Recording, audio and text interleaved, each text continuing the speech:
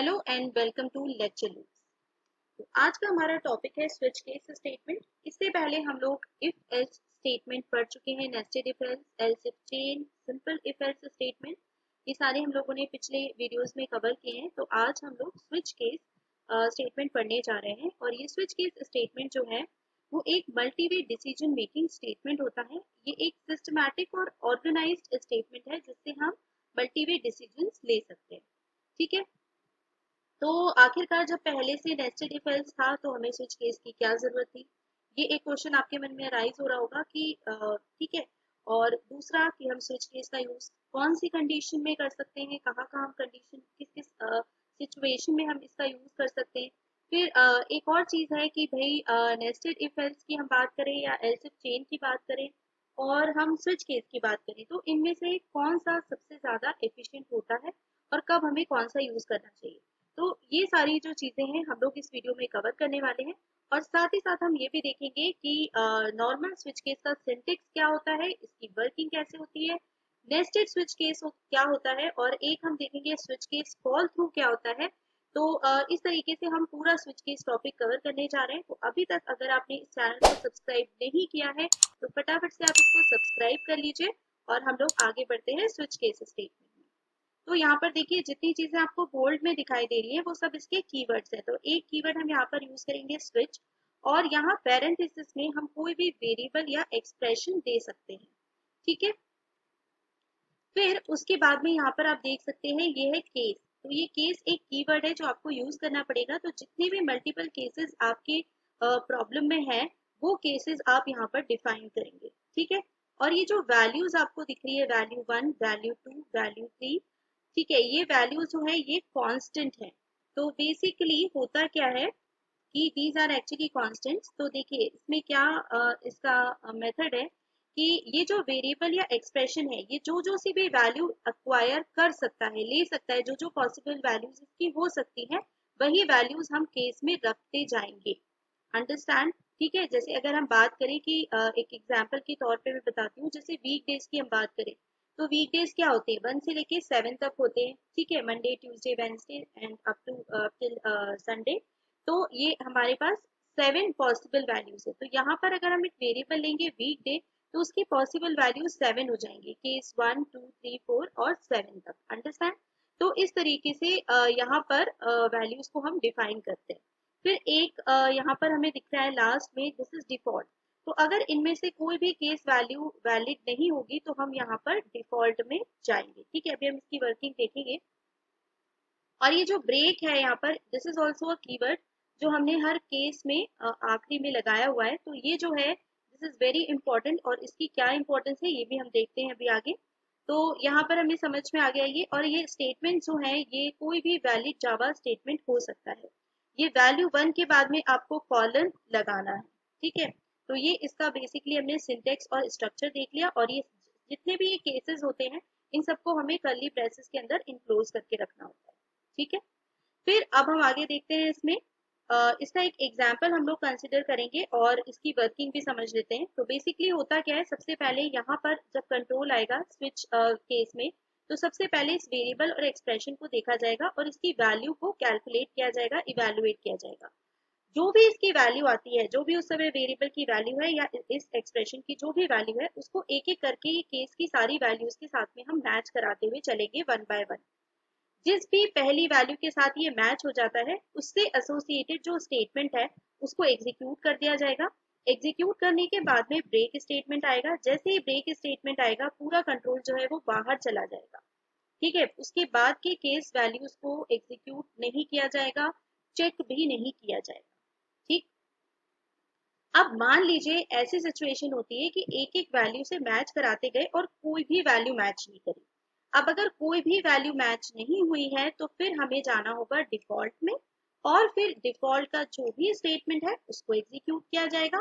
Default के बाद आप चाहे ब्रेक लगाएं या ना लगाएं कंट्रोल जो है वो स्विच के बाहर चला जाएगा, क्योंकि इसके बाद यहाँ पर कोई भी स्टेटमेंट नहीं है। ठीक है, तो ये हो गई हमारी बात, हो गई स्विच केस की। अब हम इसको एक एग्जाम्पल से अंडरस्टैंड करते हैं। ठीक है, तो मैं एक एग्जाम्पल ले रही हूँ। यहाँ पर स्विच में मैंने यहाँ पर एक वेरिएबल दे दिया है साइड्स। ठीक है, अभी आखिरकार साइड्स क्या है तो इसको हमें इनपुट भी कराना पड़ेगा। तो हम यहाँ पर एक स्टेटमेंट दे देते हैं कि enter the number of sides. ठीक है, अब देखते चाहिए आप इसको। फिर हम यहाँ पे ले लेंगे सी इन और हम एक ही वेरिएबल ले ले रहे हैं साइड्स। अब क्योंकि आपने ये साइड्स वेरिएबल लिया है तो इसको हमें डिक्लेयर भी करना पड़ेगा। तो हम यहाँ ले लेते हैं इन साइड्स। हम क्या करेंगे, किसी भी पॉलीगॉन की साइड्स को एंटर करा रहे हैं और जितनी उसकी साइड्स है उसके अकॉर्डिंग हम प्रिंट करेंगे कि भाई ये कौन सा पॉलीगॉन है। तो क्योंकि 3 से ही स्टार्ट होता है तो हम यहाँ पे लिख देते हैं see out it is a triangle. ठीक है, केस 4 में लिख देंगे हम, इसको मैं कॉपी कर लेती हूँ।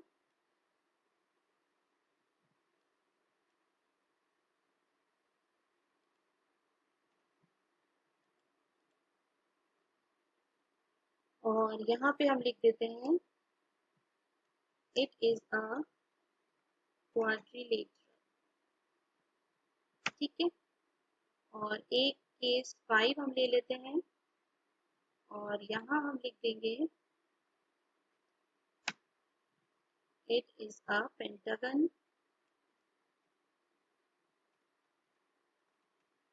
ठीक, एक और क्यों ना हम ले लें हेक्सागन तक।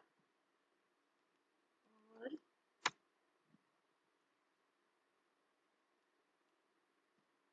Case 6 it is a hexagon. ठीक है,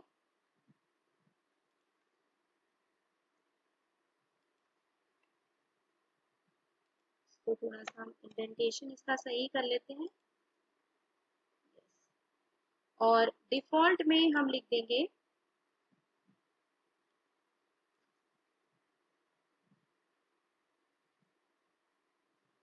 सी आउट। तो क्योंकि हम हेक्सागन तक ही ले रहे हैं तो हम इसको लिख देते हैं आउट ऑफ रेंज। ठीक है, और ये ब्रेक एक्स्ट्रा है तो इसको हटा देते हैं और इस तरीके से हमारा रेडी हो गया। ठीक, तो अब यूजर 3 से 6 के बीच में अगर साइड्स को एंटर करेगा तो उसको अकॉर्डिंगली जो है वो मैसेज डिस्प्ले हो जाएगा, और अगर वो 6 से ज्यादा एंटर करता है तो आउट ऑफ रेंज डिस्प्ले हो जाएगा। ठीक, तो ये हमने एक सिंपल सा स्विच केस से प्रोग्राम बनाया है। तो चलिए इसको हम लोग रन कर लेते हैं फटाफट। Enter the number of sides, let's, मैंने यहाँ पे 5 एंटर कर दिया है and it is showing that it is a pentagon. ठीक है, बिल्कुल परफेक्ट मैसेज आ रहा है इसमें। ठीक है, तो ये हो गया। अब इसके बाद मैं आपको एक और तरीका बताती हूँ कि कैसे आप स्विच केस का यूज कर सकते हैं। ठीक है, तो देखिए इसमें हम क्या कर सकते हैं कि अगर केस 3 में तो ट्राइंगल है, लेकिन अगर केस यूजर जो है वो 0, 1 या 2 साइड एंटर करता है तो हमें उसको बोलना है कि पॉलीगॉन इज नॉट पॉसिबल। ठीक है, तो हम यहाँ पे क्या कर सकते हैं, केस 0 और केस 1, अगर हमें मल्टीपल केसेस के साथ में सेम स्टेटमेंट को अगर एसोसिएट करना है तो वो भी हम कर सकते हैं। देखिए कैसे करेंगे हम। यहाँ पर हमने 3 केसेस लिए, केस 0, केस 1 और केस 2, और इन तीनों के साथ हम कॉमन एक मैसेज देंगे कि नॉट पॉसिबल। ठीक है, ये देखिए, और यहाँ पर बिल्कुल भी आप ब्रेक लगाना मत भूलिएगा। हमने यहाँ पे ये ब्रेक लगा। ठीक है, तो देखिए केस 0, 1 और 2 इन सब के साथ हमने एक ही स्टेटमेंट को एसोसिएट किया हुआ है। ठीक है, तो चाहे 0 आए, चाहे 1 आए, चाहे 2 आए, एक ही मैसेज डिस्प्ले होगा, दैट इज नॉट पॉसिबल। ठीक, तो इसको भी हम लोग एक बार रन करके देख लेते हैं वेदर इट इज वर्किंग और नॉट। तो हम यहाँ पे देते हैं 2। देखिए ये आ रहा है नॉट पॉसिबल। ठीक है, तो इस तरीके से हम जो है मल्टीपल केसेस के साथ एसोसिएट करते हैं। तो ये हो गया हमारा दूसरा तरीका। ठीक, ये दोनों तरीके अगर आपको अच्छे से समझ में आ गए हैं तो अभी के अभी आप लाइक बटन प्रेस करिए। ठीक है, और इसको, इस वीडियो को अपने दोस्तों के साथ शेयर करने में भी बिल्कुल हेजिटेट मत करिएगा। ठीक है, फिर अब हम आगे बढ़ते हैं इसमें, जो मैं आपको बताऊंगी स्विच केस फॉल थ्रू। ठीक, what is switch case fall through. देखिए मैं क्या कर रही हूँ, सिंपली अगर जैसे आपके दिमाग में भी आ रहा होगा कि अगर हम ये ब्रेक हटा दें तो क्या होगा। ठीक है, चलिए हमने हटा दिया ये ब्रेक, इस सब में से हम ब्रेक हटा दे रहे हैं। अब हम देखते हैं कि क्या होता है। ठीक है, ये हमने सब में से ब्रेक हटा दिए और फिर मैं यहाँ पर साइड्स में वैल्यू एंटर करूंगी 3। तो आपके हिसाब से क्या आना चाहिए? ये आना चाहिए कि इट इज अ ट्राइंगल। ठीक है, ये होना चाहिए हमारे प्रोग्राम में, लेकिन लेट्स सी कि क्या होता है। तो यहाँ पे हमने साइड्स एंटर करी है 3 और देखिए ये आ गया है, it is a triangle, it is a quadrilateral, it is a pentagon, it is a hexagon and also out of range. ठीक है, तो अब हम देखते हैं कि आखिर क्यों हुआ। तो अब क्या हुआ, केस 3 0 1 2 के साथ मैच ही नहीं हुआ, तो यहाँ तो गया ही नहीं है, सीधे 3 पर आया, 3 से मैच हुआ, इसने प्रिंट करा इट इज अ ट्राइंगल, कोई ब्रेक नहीं था। तो ये 4 वाला जो स्टेटमेंट है केस 4, इसको भी इसने एग्जीक्यूट किया, इसको भी किया, इसको भी किया, इसको भी किया, और इस तरीके से इसने सारे केसेस को एग्जीक्यूट कर दिया 1 बाय 1, और उसके बाद फिर ये स्विच केस से बाहर हो गया। इसको हम कहते हैं स्विच केस फॉल थ्रू। इससे आपको बचना चाहिए, ये एक तरीके की मिस्टेक है। ठीक है, तो इससे हमें बचना चाहिए और हमें जो है बिल्कुल ध्यान से ये ब्रेक स्टेटमेंट लगाना चाहिए, अदरवाइज एक सिचुएशन आ जाएगी जिसको हम कहते हैं स्विच केस फॉल थ्रू, जिसकी वजह से सारे स्टेटमेंट्स 1 बाय 1 एग्जीक्यूट होते चले जाएंगे in the absence of break. ठीक है, तो इसको हम फिर से यहाँ पर ब्रेक रख देते हैं इस तरीके से। ठीक, तो ये हो गया हमारा।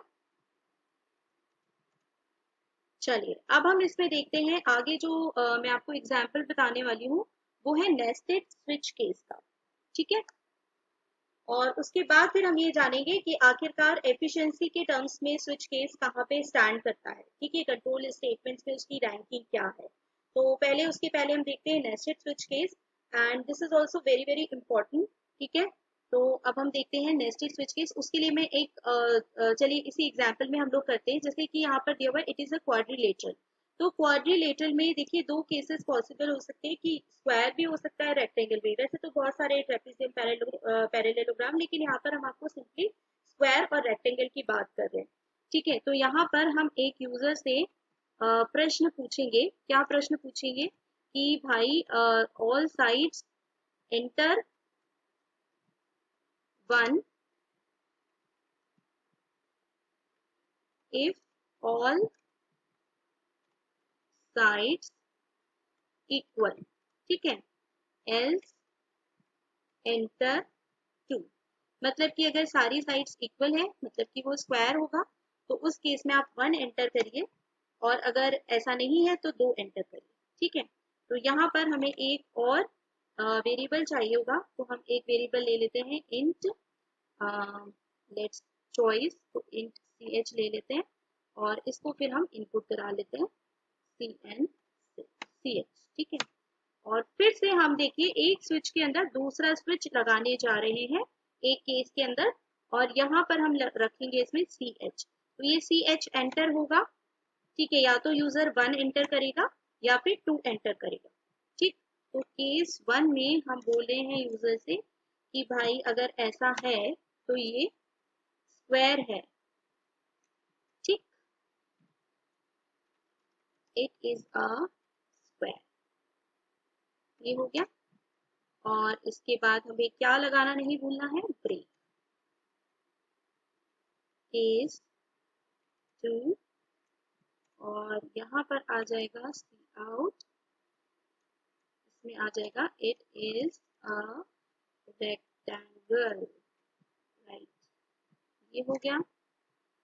फिर से ब्रेक, और यहाँ पर एक हम डिफॉल्ट दे सकते हैं कि अगर उसने गलती से यूजर ने कुछ और एंटर कर दिया तो हम बोल देंगे रॉन्ग चॉइस।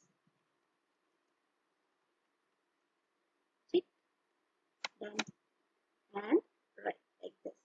तो ये हमने इस केस के अंदर एक और स्विच लगा दिया है। ठीक है, तो चलिए अब हम लोग इसको रन करके देखते हैं कि ये हमारा काम कर रहा है या नहीं। Yes, enter number of sides में 4 एंटर कर रही हूँ क्योंकि हमें नेस्टेड वाला चेक करना है। इट इज अ क्वाड्रिलेटरल, और साथ में पूछ रहा है enter 1 if all sides are equal, else enter 2। तो लेट्स मैंने 2 एंटर किया, तो ये आ गया it is a rectangle, which is correct. ठीक है, तो इस तरीके से हम नेस्टेड स्विच केस भी बना सकते हैं, विच इज वेरी सिंपल। और भी बाकी केसेस में भी आप इस तरीके से अगर आप कोई चॉइसेस देना चाहते हैं तो आप दे सकते हैं। ठीक है, अब हम बात करते हैं basically nested if else, else if chain और स्विच केस की। तो देखिए, अगर आपके पास थोड़े से केसेस हैं तो आप आराम से नेस्टेड जो है इफ एल्स को ट्राई कर सकते हैं और वो जो है आपका वर्क करेगा ठीक तरीके से। लेकिन अगर आपको और उसे सिस्टमैटिक करना है तो आपको एलसिफ चेन या एलसिफ लेडर का यूज करना चाहिए। अब यहाँ पर मैं आपको बता देती हूँ कि अगर आपकी जो मल्टी कंडीशंस आपको चेक करनी है, मल्टीपल कंडीशंस, तो अगर ये मल्टीपल कंडीशंस जो है आपकी वो अगर 4 से कम है, ठीक है, तो आप चाहे स्विच यूज करें चाहे आप एलसिफ, जिसमें आप कंफर्टेबल है उसको आप यूज कर सकते हैं। लेकिन अगर 4 से ज्यादा केसेस हो रहे हैं तो उस केस में स्विच केस को यूज करना ज्यादा ऑप्टिमाइज्ड है और ज्यादा अच्छी चॉइस है, ज्यादा एफिशिएंट रहेगा, क्योंकि इसको जो है ऑप्टिमाइज कर दिया जाता है।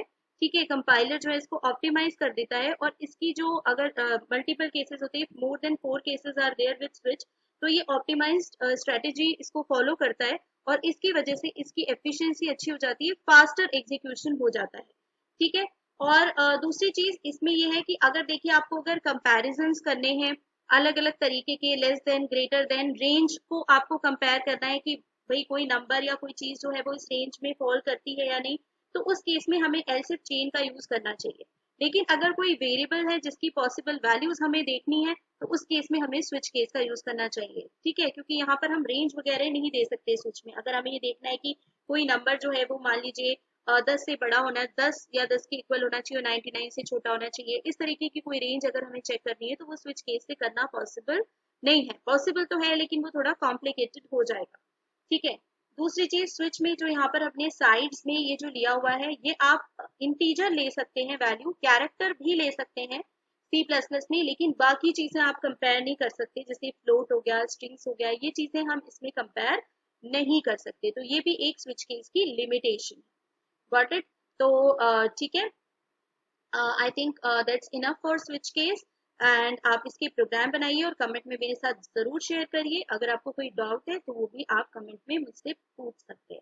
Thank you very much. और अगर अभी तक चैनल सब्सक्राइब नहीं किया है तो सब्सक्राइब करने के बाद ही आगे बढ़िएगा। Okay, bye bye.